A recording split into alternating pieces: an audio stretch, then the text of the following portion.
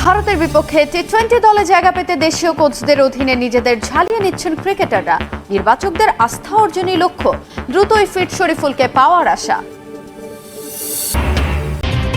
শুরুর ধাক্কা সামলে চেন্নাই টেস্টের নিয়ন্ত্রণে ইন্ডিয়া, আশ্বিনের সেঞ্চুরিতে স্বস্তিতে নেই টাইগাররা।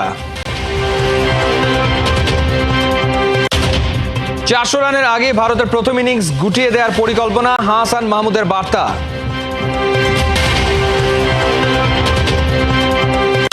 চেন্নাইয়ে খেলাযোগের মুখোমুখি তামিম ইকবাল খান, ধারাভাষ্যে নতুন ক্যারিয়ার নাকি মাঠে ফিরতে চান?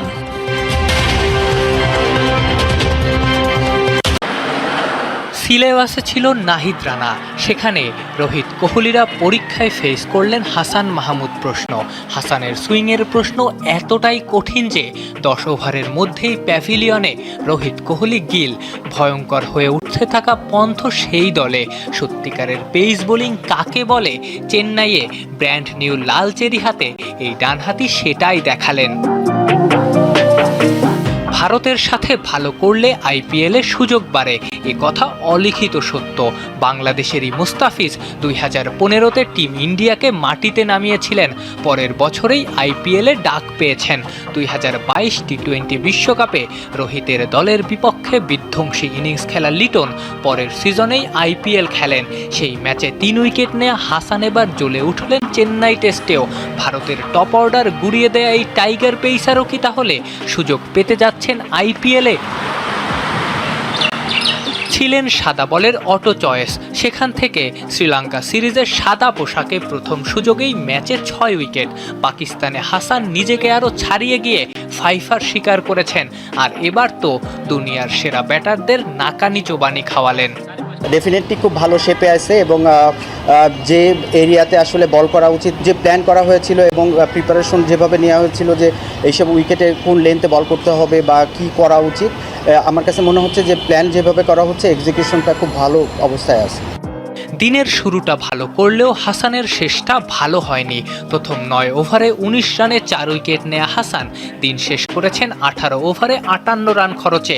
উইকেটের ঘরে সেই 4ই। এবার চিদম্বরম স্টেডিয়ামে আছেন রিপোর্টার মাহবুব রিমন। ম্যাচের সবশেষ খবর জানতে সরাসরি যাচ্ছি তার কাছে। রিমন, টাইগার ব্যাটারদের আলাদা করে বলে টপ অর্ডার ব্যাটারদের সেই চিরাচরিত দৃশ্য পাকিস্তানের বিপক্ষে আমরা যেমনটা দেখেছিলাম দ্বিতীয় টেস্টে 26 রানে 6 উইকেট পড়েছিল, এখানেও কিন্তু এখন পর্যন্ত দলীয় স্কোরবোর্ডে 44 রান 5 উইকেট পড়ে গিয়েছে। উইকেট পড়তেই পারে, তবে আউট হওয়ার যেমন ধরন আমরা দেখেছি, বিশেষ করে একটার চাইতে আর একটা বেশি দৃষ্টিকটু। প্রথম 3 উইকেটের 3টাই বোল্ড ছিল এবং যেভাবে সাদমান শুরু করেছিলেন, বিশেষ করে সিরাজকে তিনি একেবারেই রিড করতে পারেননি।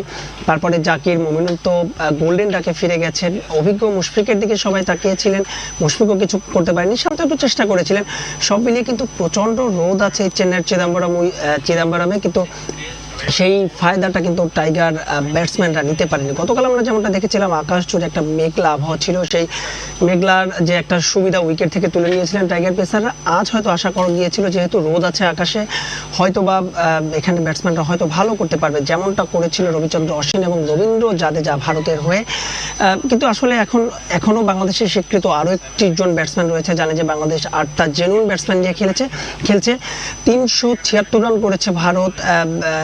এখনো ফলো অন এড়াতে বাংলাদেশকে কমপক্ষে 177 রান করতে হবে। বড় প্রশ্ন আসলে চিদম্বরমের শেষ পর্যন্ত বাংলাদেশ ফলো অন এড়াতে পারবে কিনা। তবে আপনি যদি টাইগার মিডল অর্ডারের শক্তির কথা বলেন, গেল 2 থেকে 3 বছর বাংলাদেশের মিডল অর্ডার কিন্তু রানের দিক থেকে বিশ্ব ক্রিকেট একেবারে ওপরের দিকে রয়েছে। সেক্ষেত্রে আসলে লিটন কুমার দাস চিনিকেরা দারুণ একটা শতক তুলে নিয়েছিলেন পাকিস্তানে, মেহেদী হাসান মিরাজ দারুণ ব্যাট করেছেন। আর সবচেয়ে বড় কথা হচ্ছে সাকিব আল হাসান এখনো উইকেটে আছেন, যদিও সাকিব আল হাসান ফর্মে নেই। জানেন যে সবশেষ 2017 সালে কলম্বোতে তিনি শতক করেছিলেন, এরপরে আর টেস্টে তিনি শতকের দেখা পাননি। সাকিব আল হাসানের ব্যাটের দিকে তাকিয়ে থাকবে বাংলাদেশ। এই ম্যাচে যদি সাকিবের ব্যাটে একটা ইতিবাচক রান পায়, তবে সেটা যে শুধুমাত্র সাকিবের জন্যই ইতিবাচক হবে তাই নয়, বাংলাদেশ দলের জন্য ইতিবাচক হবে। তবে উইকেট বলছে অনেক বড় চ্যালেঞ্জ। এরপরে মেহেদী হাসান মিরাজ রয়েছে, লিটন কুমার দাসের কথা বলছিলাম, অনেক বড় চ্যালেঞ্জ অপেক্ষা করছে। তবে দিনের শুরুতে আসলে যেভাবে তাসকিন আহমেদ বোলিং করেছেন, হাসান মাহমুদের তো রিপোর্টই বাংলাদেশের পেস বোলিংয়ের উত্থান অবাক করেছে ভারতীয় মিডিয়াকে। তাদের আগ্রহের কেন্দ্রবিন্দুতে ভারতের ব্যাটিং অর্ডারে ধস নামানো হাসান মাহমুদ। বাংলাদেশ পেসারের নারী নক্ষত্র খুঁজে বের করতে উঠে পড়ে লেগেছে। 24 বছর ধরে বাংলাদেশ ভারতের সব ম্যাচ কভার করেছেন সুনন্দন লেলে। হাসান মাহমুদের বোলিংয়ে মুগ্ধ ভারতীয় প্রবীণ এই সাংবাদিক। কে এই হাসান মাহমুদ? প্রশ্নটা ভারতীয় গণমাধ্যমের। টাইমস অফ ইন্ডিয়া থেকে এনডিটিভি শিরোনামে টাইগার পেসার, যার আগুনে বোলিংয়ে ছারখার team India top order. Rohit Sharma, Shubman Gill, Virat Kohli, Rishabh পন্থরা অসহায় হাসান মাহমুদের আঘাতে। গেল 24 বছরে বাংলাদেশ ভারতের সব ম্যাচ কভার করেছেন সুনন্দন লেলে। হাসান মাহমুদের বোলিংয়ে মুগ্ধ ভারতের প্রবীণ সাংবাদিক। গেল ওয়ানডে বিশ্বকাপ থেকে আমি হাসানকে ফলো করি। ও সীমাবদ্ধতা জানে, নিজের শক্তির জায়গাটাও বুঝে, কোনো বোকামি করে না। ধারাবাহিকভাবে লাইন লেন্থ ধরে বল করে, আর হাসানের আউটসুইংগুলো এত সুন্দর, ব্যাটসম্যান দ্বিধায় পড়ে যায়।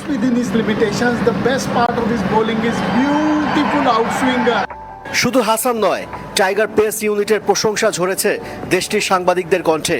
নাহিদ রানার গতি, তাসকিনের অভিজ্ঞতা নতুন বাংলাদেশের গল্প বলে। বাংলাদেশের ক্রিকেট এতদিন মানসম্মত পেসারের অভাবে ভুগেছে, কিন্তু এখন খুব ভালো মানের পেসার পেয়েছে। এদের যত্ন নেওয়া দরকার। তাসকিন অভিজ্ঞ, নাহিদ রানার দারুণ গতি। ওরা যেভাবে বল করছে, বাংলাদেশ টেস্টেও সমীহ করার মতো দল হয়ে উঠবে। ওয়ানডে ফরম্যাটে যেমন বাংলাদেশকে সমীহ করতে বাধ্য হয় সবাই, তেমনি টেস্টে ধীরে ধীরে উপরের কাতারে যাচ্ছে টিম টাইগার, যার মূলে বাংলাদেশের গতির রাজারা। অর্জনে জাহানারা মিলেমিশে একাকার। 2008 সালে মাধ্যমিক পরীক্ষার হিসেব নিকেশ তুলে রেখেই জাতীয় দলের হয়ে খেলতে শ্রীলঙ্কায় পাড়ি জমিয়েছিলেন জাহানারা। সেই থেকেই তার ক্রিকেট জাহানে ছুটে চলার শুরু। সেবার পরীক্ষা দেওয়া হয়নি, তবে ক্রিকেটের কোনো খেলায় তিনি মিস করেননি। এ পর্যন্ত ওয়ানডেতে 40 ম্যাচ খেলে ঝুলিতে পড়েছে 1100 বেশি রান, উইকেটও আছে 40-এর কাছাকাছি। টি-20তে জাহানারা আরও দারুণ। ছন্দ তার সুপাঠ্য কবিতার মতো। 71 ম্যাচে তার 1100 রানেরও বেশি, উইকেটও শিকার করেছেন 55টি। সব মিলিয়ে জাহানারাকে নারী ক্রিকেটের সাকিব আল হাসান বলাই যায়। তার হাত ধরে বেশ কয়েকবার জয়ের দেখা পেয়েছে টাইগাররা। 2010 সালের এশিয়ান গেমসে রৌপ্য পদক জয়ের সেই মহেন্দ্রক্ষণেও জাহানারা দুটি ছড়িয়েছেন। বাংলাদেশ মহিলা দলে ওয়ানডে মর্যাদা পাওয়ার ক্ষণেও তার আছে গুরুত্বপূর্ণ ভূমিকা।